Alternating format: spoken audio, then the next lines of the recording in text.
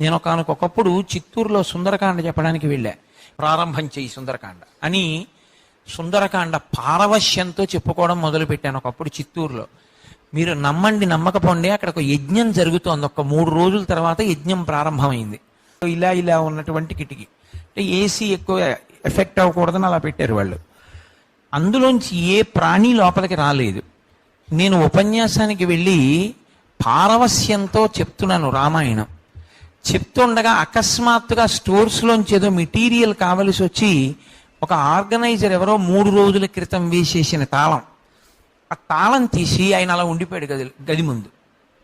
3 రోజుల క్రితం తాళం వేసేసినటువంటి గదిలో ఒక పెద్ద కోతి ఇంత పెద్ద తిలకం బొట్టు పెట్టుకుని అది కూర్చుని రామాయణం వింటోంది.